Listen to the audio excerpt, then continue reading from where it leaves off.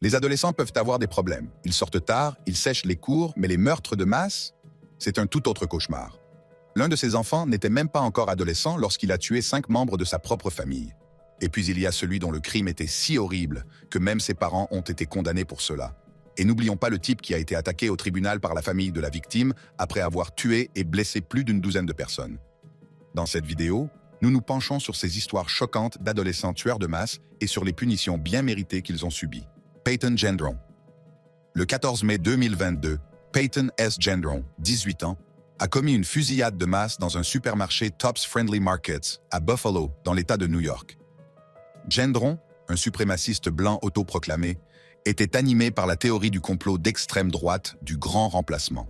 Cette théorie prétend à tort que les élites tentent de remplacer les Blancs par l'immigration et la baisse des taux de natalité. Il voulait également encourager d'autres personnes à commettre des attentats similaires. Gendron a d'abord tiré sur 4 personnes dans le parking, en tuant 3 avant d'entrer dans le magasin, et de tirer sur 8 autres personnes, en tuant 6. Au total, 13 personnes ont été abattues, 11 noirs et 2 blancs. Et 10 des personnes tuées étaient des noirs. Gendron a été arrêté peu après la fusillade et a d'abord plaidé non coupable de meurtre au premier degré. Cependant, il a ensuite changé son plaidoyer et, le 28 novembre 2022, il a reconnu sa culpabilité à toutes les accusations portées par l'État, y compris le meurtre, le terrorisme domestique et les crimes de haine. Le 15 février 2023, il a été condamné à 11 peines de prison à vie sans possibilité de libération conditionnelle. Plus jeune de 3 ans que Gendron, l'entrée suivante a assassiné toute sa famille. Nicholas Wagoner Browning. Le 1er février 2008, Nicholas Wagoner Browning, âgé de 15 ans, a tué ses parents, John et Tamara Browning, et ses 2 jeunes frères, Gregory et Benjamin, dans leur maison de Cockeysville, dans le Maryland. Au moment des faits, ses frères étaient âgés respectivement de 13 et 11 ans. Après une dispute avec son père, Nicholas a utilisé l'arme de poing de son père pour commettre les meurtres. Il a ensuite caché l'arme dans des buissons à proximité et a passé la nuit et le jour suivant avec des amis. Lorsqu'il est rentré chez lui, il a fait semblant de découvrir le corps de son père, a appelé le 911 et a dit aux officiers qu'il avait trouvé son père sans réaction. La raison de ces meurtres n'est pas claire. Nicholas a affirmé avoir été maltraité par son père. Cependant, les procureurs ont soutenu qu'il avait tué ses parents parce qu'il ne voulait pas que quelqu'un lui dise ce qu'il devait faire et qu'il avait tué ses frères pour éviter de partager l'héritage. Certains membres de la famille ont soutenu les allégations d'abus, d'autres les ont contestées. Nicholas a reconnu 4 meurtres au premier degré et a été condamné à 4 peines de prison à perpétuité. 2 de ces peines seront purgées l'une après l'autre, ce qui le rendra éligible à une libération conditionnelle en 2031 s'il se comporte bien. Il est actuellement incarcéré à la Western Correctional Institution de Cumberland, dans le Maryland. L'entrée suivante concerne un tueur qui, comme Browning, avait le même âge lorsqu'il a ôté la vie à 4 élèves de son école. Ethan Crumbley. Le 30 novembre 2021, Ethan Crumbley, 15 ans, a perpétré une fusillade de masse au lycée d'Oxford, dans le Michigan. Armé d'un pistolet 9 mm, il a tué 4 élèves, Justin Schilling, Hannah St. Juliana, Tate Meyer et Madison Baldwin. Il a également blessé 7 autres personnes, dont un enseignant. Crumbley a été arrêté et inculpé en tant qu'adulte pour 24 crimes, dont le meurtre et le terrorisme. En décembre 2023, il a été condamné à la prison à vie sans possibilité de libération conditionnelle, plus 24 ans supplémentaires. James et Jennifer Crumbley, les parents du tireur, ont également été inculpés d'homicide involontaire. Bien qu'ils aient été jugés séparément, ils ont tous deux été condamnés en avril 2024 à des peines de 10 à 15 ans de prison, avec possibilité de libération conditionnelle au bout de 10 ans. C'est la première fois aux États-Unis que des parents sont tenus pénalement responsables d'une fusillade dans une école commise par leur enfant. Suivant les traces tragiques de Browning et de Crumbley, cette entrée est celle d'un autre adolescent de 15 ans qui a confessé aux autorités que le meurtre est une sensation extraordinaire. Daniel Marsh. Le 14 avril 2013, Daniel William Marsh, âgé de 15 ans, a assassiné un couple de personnes âgées, Oliver Chip Jennings Northup Jr. et Claudia Maupin, dans leur maison de Davis, en Californie. Au moment des faits, les victimes étaient âgées respectivement de 87 et 76 ans. Marsh, qui avait des antécédents de fantasmes violents, les a poignardés plus de 60 fois, a mutilé leur corps et n'a laissé aucune preuve médico-légale derrière lui. Cette nuit-là, Marsh a parcouru les rues de Davis à la recherche d'une maison dont les portes ou les fenêtres étaient ouvertes. Après en avoir trouvé une, il a découpé une moustiquaire, est entré dans la maison du couple et les a tués dans leur sommeil. Marsh a affirmé plus tard que ces meurtres lui avaient procuré un sentiment de bonheur et d'exaltation. Il a été arrêté en juin 2013 après avoir avoué les crimes lors d'un interrogatoire. Il s'était auparavant vanté des meurtres auprès de ses amis. Marsh a été jugé en tant qu'adulte et reconnu coupable de 2 chefs d'accusation de meurtre au premier degré, de cambriolage, de violation de domicile et de mutilation de cadavres. Il a été condamné à une peine d'emprisonnement de 52 ans à la perpétuité. Sa planification minutieuse des crimes et son absence de remords ont conduit de nombreuses personnes à le considérer comme un individu profondément perturbé, présentant des traits de sociopathie. Contrairement aux autres, le nouveau venu n'a même pas été inculpé pour les crimes qu'il a commis. Adam Lanza. Le 14 décembre 2012, Adam Lanza, 20 ans, a commis une fusillade de masse à l'école primaire Sandy Hook de Newtown, dans le Connecticut. Avant de se rendre à l'école, il a tué sa mère à leur domicile. Armé d'un fusil semi-automatique et d'autres armes, Lanza est entré dans l'école et a tragiquement tué 20 jeunes élèves, âgés de 5 à 7 ans, ainsi que 6 membres du personnel. Il a également blessé 2 enseignants. À l'arrivée de la police, Lanza s'est suicidé. La raison pour laquelle Lanza a tiré n'est pas encore connue, mais on pense qu'il a agi seul. Il avait des antécédents de troubles mentaux, notamment d'autisme, d'anxiété et de troubles obsessionnels compulsifs. Il était obsédé par les fusillades de masse et la violence. Sa mère, qui s'intéressait aux armes, achetait légalement les armes qu'il utilisait et les emmenait souvent, lui et son frère, dans des stands de tir. Les problèmes de santé mentale de Lanza et l'accès facile aux armes sont considérés comme des facteurs ayant contribué à la tragédie. La fusillade de Sandy Hook a donné lieu à un grand débat sur le contrôle des armes à feu et à des appels en faveur de lois plus strictes. Les familles des victimes ont poursuivi les fabricants d'armes et l'une des affaires s'est soldée par un règlement de 73 millions de dollars. La fusillade a également donné lieu à des théories du complot. L'animateur radio Alex Jones a prétendu à tort qu'il s'agissait d'un canular, ce qui lui a valu des poursuites pour diffamation et de lourdes amendes. À l'instar de Lanza, la personne suivante n'a pas été condamnée pour ses crimes, bien qu'elle ait fait l'objet de graves accusations. Dimitrios Pagourtsi. Le 18 mai 2018, Dimitrios Pagourtsi, 17 ans, a ouvert le feu au lycée Santa Fe au Texas, tuant 8 élèves et 2 enseignants et en blessant 13 autres. Il a été inculpé d'homicide volontaire, mais en novembre 2019, il a été déclaré inapte à être jugé et est depuis lors détenu dans un hôpital d'État. La fusillade a donné lieu à un procès contre les parents de Pagourtsis, Antonios Pagourtsis et Rose-Marie Kosematatos. Les survivants et les familles des victimes ont affirmé que les parents n'avaient pas correctement sécurisé leurs armes à feu et n'avaient pas pris en compte les problèmes de santé mentale de leur fils. L'action en justice visait à rendre les parents financièrement responsables de la fusillade.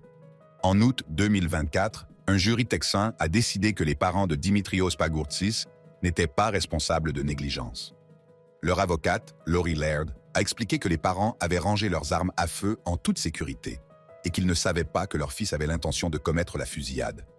En revanche, le jury a déclaré Dimitrios Pagourtsis lui-même responsable et l'a condamné à verser plus de 300 millions de dollars aux victimes. Le jury a également estimé que le détaillant en ligne Lucky Gunner était en partie responsable d'avoir vendu des munitions à Dimitrios Pagourtsis sans avoir vérifié son âge. Fait remarquable, l'entrée suivante avait 96 ans lorsqu'elle a finalement été condamnée pour les atrocités qu'elle avait commises pendant son adolescence. Irmgard Fürchner. Irmgard Fürchner était secrétaire et sténographe au camp de concentration de Stutthof pendant la Seconde Guerre mondiale. Elle travaillait pour le commandant du camp, Paul Werner Hoppe. En 2021, à l'âge de 96 ans, elle a été accusée de complicité dans le meurtre de 11 412 personnes et de tentative de meurtre sur 18 autres.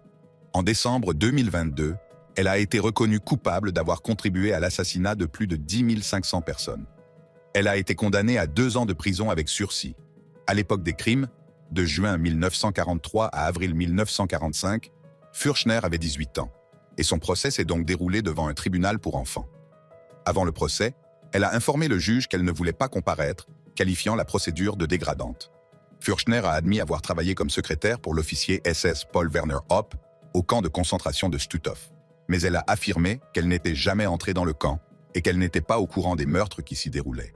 Au cours du procès, Fürchner a exprimé des regrets, déclarant « Je suis désolé pour tout ce qui s'est passé.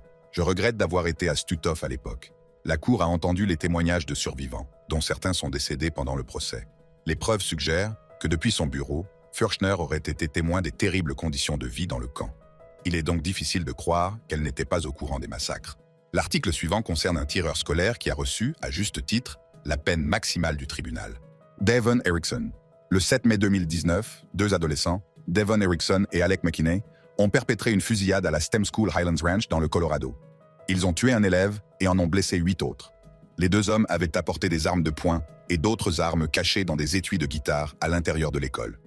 Kendrick Castillo, un élève de 18 ans, a été tué par balle alors qu'il tentait d'arrêter Erickson en se précipitant sur lui et en essayant de lui prendre son arme.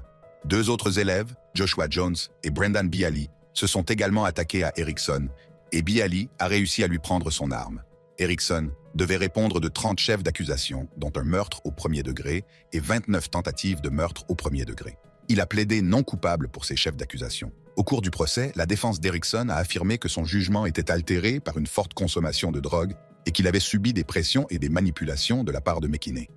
Cependant, l'accusation a contré cette thèse en présentant le témoignage de McKinney, qui a admis que lui et Erickson avaient planifié la fusillade ensemble. Son complice a également témoigné contre lui.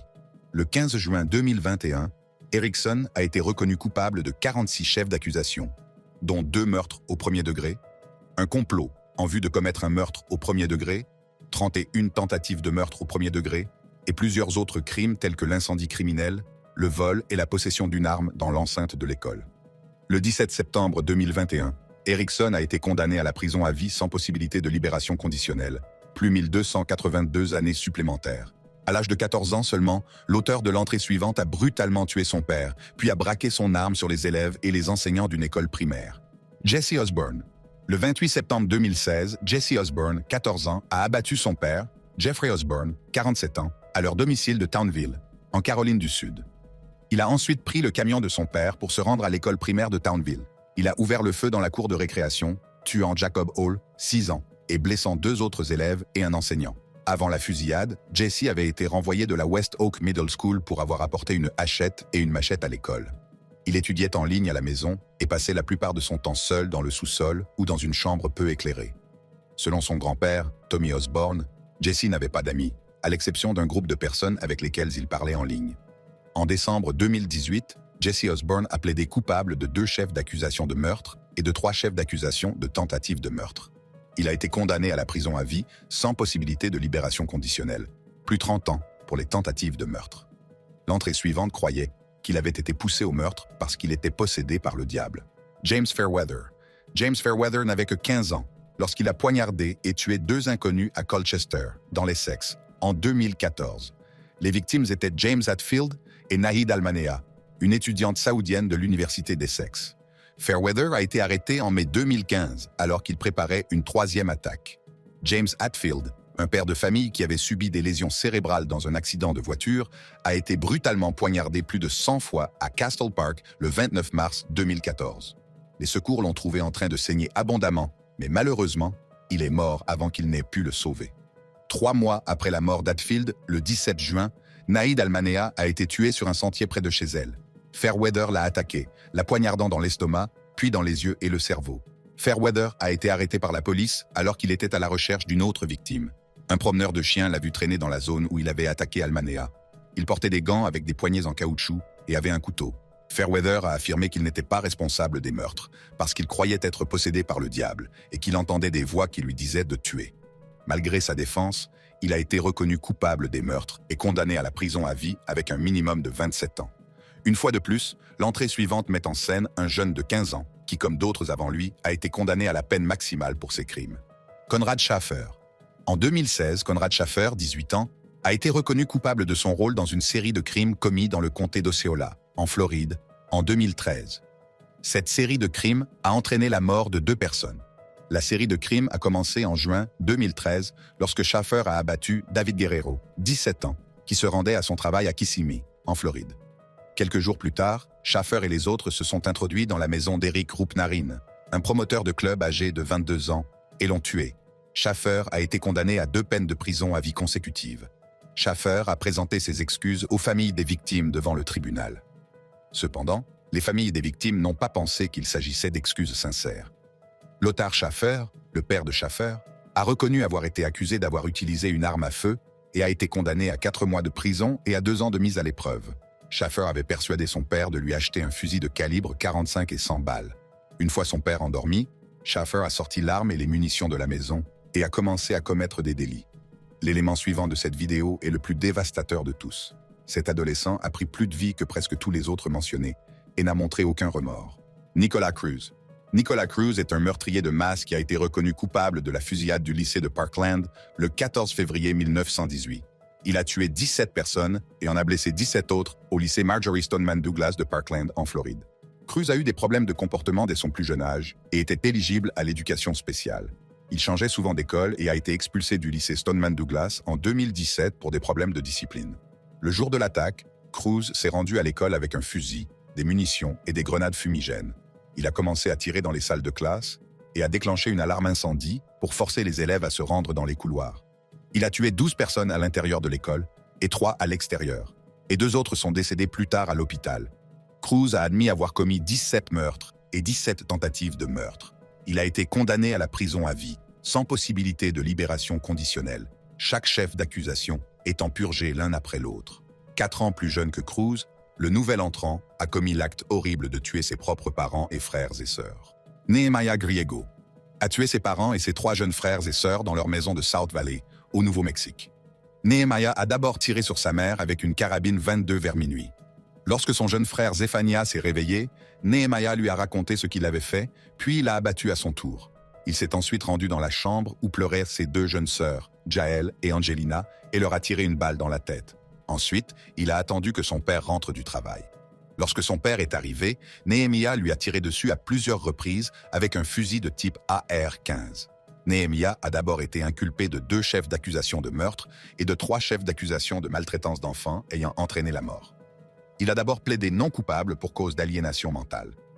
Toutefois, en octobre 2015, il a changé son plaidoyer en faveur de la culpabilité pour 2 chefs d'accusation de meurtre au second degré et 3 chefs d'accusation de maltraitance d'enfants ayant entraîné la mort.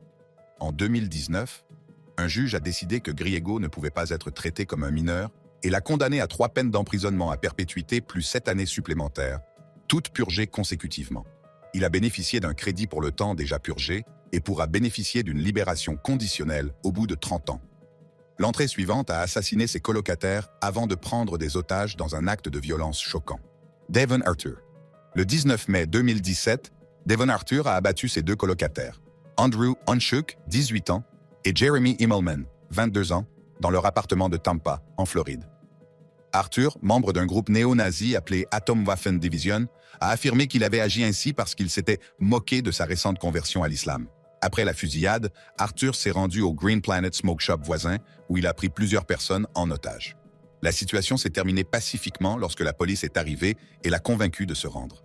Arthur a d'abord été considéré comme inapte à être jugé en raison de problèmes de santé mentale tels que la schizophrénie, l'autisme et les hallucinations. Il a passé des années à aller et venir dans des centres de santé mentale et des prisons, recevant un traitement pour être prêt pour le procès. En mai 2023, Arthur a reconnu sa culpabilité à 2 chefs d'accusation de meurtre au second degré et à 3 chefs d'accusation d'enlèvement. Il a été condamné à 45 ans de prison, suivi de 15 ans de mise à l'épreuve. Devant le tribunal, il a présenté ses excuses aux familles des victimes et s'est prononcé contre l'extrémisme et la haine. L'adolescent suivant a assassiné ses amis et ses parents. Alec Kreider. Le 12 mai 2007, Alec Kreider, 16 ans, a tué son ami et camarade de classe, Kevin Haynes, ainsi que les parents de Kevin, Thomas et Lisa Haynes, dans leur maison de Manheim Township en Pennsylvanie. Kreider a d'abord poignardé Thomas et Lisa pendant qu'ils dormaient. Il s'est ensuite rendu dans la chambre de Kevin, où ils se sont battus avant que Kreider ne le poignarde mortellement. Kreider a été arrêté le 16 juin 2007, après avoir avoué à son père qu'il a dénoncé à la police. Il a plaidé coupable pour 3 chefs d'accusation de meurtre au premier degré et a été condamné à 3 peines de prison à perpétuité sans possibilité de libération conditionnelle. Une décision de la Cour suprême l'a ensuite autorisé à bénéficier d'une nouvelle condamnation, parce qu'il était mineur au moment des faits. Mais avant que cela ne se produise, Kreider est mort par suicide dans sa cellule de prison le 20 janvier 2017, 15 jours seulement avant son 26e anniversaire. Âgé d'1 an seulement, le nouveau venu est entré dans un lycée et a semé la terreur. Il a tué et blessé plusieurs élèves. T.J. Lane. Le matin du 27 février 2012, Thomas T.J. Michael Lane, 3e, âgé de 17 ans, est entré dans le lycée de Chardon et a commencé à tirer dans la cafétéria. Il a tué 3 élèves et en a blessé 3 autres avec une arme de poing de calibre 22. Lane devait répondre de plusieurs chefs d'accusation, dont 3 pour meurtre aggravé et 2 pour tentative de meurtre. Jugé en tant qu'adulte, il a plaidé coupable pour tous les chefs d'accusation. Lors de sa condamnation, Lane s'est comporté de manière inappropriée, souriant, riant et maudissant les familles des victimes, ne montrant aucun remords.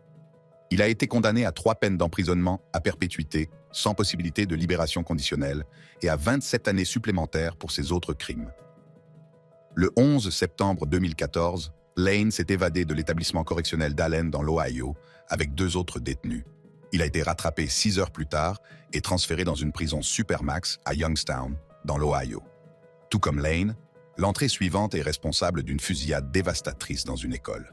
Gabrielle Ross Parker. Le 23 janvier 2018, Gabrielle Ross Parker a perpétré une fusillade au lycée du comté de Marshall à Benton, dans le Kentucky. Il a tué 2 élèves de 15 ans, Bailey Nicole Holt et Preston Ryan Cope, et en a blessé plus d'une douzaine d'autres. Après l'attaque, Parker a laissé tomber l'arme et s'est caché dans la salle de musculation avec d'autres élèves qui ne savaient pas qu'il était le tireur. Un élève qui l'a reconnu a informé un professeur qui a rapidement appelé la police. Parker a été arrêté par le shérif du comté de Marshall à 8h06. Parker devait répondre de 2 accusations de meurtre et de 14 accusations d'agression au premier degré. Bien que son affaire ait débuté devant un tribunal pour mineurs, il a ensuite été jugé en tant qu'adulte devant une cour de circuit. Le 12 juin 2020, à l'âge de 18 ans, Parker a été condamné à 2 peines de prison à perpétuité, avec une possibilité de libération conditionnelle au bout de 20 ans, ainsi qu'à une peine supplémentaire de 70 ans d'emprisonnement. L'entrée suivante a assassiné 5 membres de sa famille. Kyle Allwood. Le 6 avril 2019, Kyle Allwood, 9 ans, originaire de Goodfield dans l'Illinois, aurait déclenché un incendie dans le mobile home de sa famille, qui a tué 5 personnes. Kyle et sa mère, Katrina Allwood, ont survécu à l'incendie. En octobre 2019, 6 mois après l'incendie, Kyle a été inculpé de 5 chefs d'accusation de meurtre au premier degré et de 2 chefs d'accusation d'incendie criminel. En raison de son jeune âge, des questions juridiques particulières se posaient pour savoir s'il était apte à être jugé et quelle peine il pourrait encourir. S'il était reconnu coupable, il pourrait bénéficier d'une mise à l'épreuve au lieu d'une peine d'emprisonnement. Katrina Allwood a défendu son fils dans les médias. Elle a également indiqué que Kyle avait été diagnostiqué comme souffrant de schizophrénie, de troubles bipolaires et de TDAH. L'entrée suivante, qui avait à peine 5 ans de plus qu'Allwood, a également assassiné 5 membres de sa propre famille. Mason Sisk. Le 2 septembre 2019, Mason Sisk, 14 ans, a tué 5 membres de sa famille dans leur maison d'Elkmont, en Alabama. Les victimes étaient son père, sa belle-mère et 3 enfants. Ils ont tous été abattus d'une balle dans la tête et certains rapports indiquent qu'ils ont été tués alors qu'ils étaient couchés dans leur lit. Dans un premier temps, Sisk a déclaré à la police qu'il jouait à des jeux vidéo au sous-sol lorsqu'il a entendu des coups de feu et vu une voiture s'éloigner. Plus tard, il a avoué les meurtres, expliquant qu'il en avait assez des disputes incessantes de sa famille et qu'il avait l'impression que les enfants avaient beaucoup de mal. Sisk a été accusé de plusieurs meurtres capitaux et a été reconnu coupable par un jury en avril 2023. Le 7 septembre 2023, il a été condamné à la prison à vie, sans possibilité de libération conditionnelle. Le juge Chadwick Wise a qualifié le crime d'horrible et d'inquiétant, déclarant qu'il méritait la peine la plus sévère possible. Un rapport de l'agent de probation pour mineurs de Sisk mentionne que ce dernier n'a montré aucun remords pour ce qu'il a fait et qu'il n'a pas parlé de sa famille pendant sa détention. En clôture de cette vidéo, on trouve une personne du même âge que Sisk qui a non seulement tué son meilleur ami, mais qui a également élaboré un plan terrifiant et détaillé pour assassiner 2 autres camarades de classe. Michael Hernandez. Le 3 février 2004, Michael Hernandez, un élève de 14 ans de la Southwood Middle School en Floride, a tué son ami et camarade de classe, Jaime Goog, dans les toilettes de l'école. Hernandez a poignardé Goog plus de 40 fois et lui a tranché la gorge. Hernandez était obsédé par les tueurs en série et passait beaucoup de temps à faire des recherches sur Internet. Il voulait devenir lui-même un tueur en série et avait dressé une liste de tueurs comprenant les noms de sa sœur, de son ami Andrew Martin et de Jaime Goog. Hernandez a essayé d'isoler Martin et Goog dans les toilettes, mais Martin a refusé et la cloche de l'école l'en a empêché. Le lendemain, Hernandez a réussi à attirer Goog dans les toilettes et a commis le meurtre. Hernandez a d'abord été condamné à une peine de prison à perpétuité sans possibilité de libération conditionnelle. Hernandez est mort en prison le 29 avril 2021, à l'âge de 31 ans. L'autopsie a révélé que sa mort était due à des problèmes cardiaques liés à une obésité sévère. Si vous avez aimé cette vidéo, cliquez sur la carte qui s'affiche en ce moment sur votre écran pour accéder à d'autres vidéos.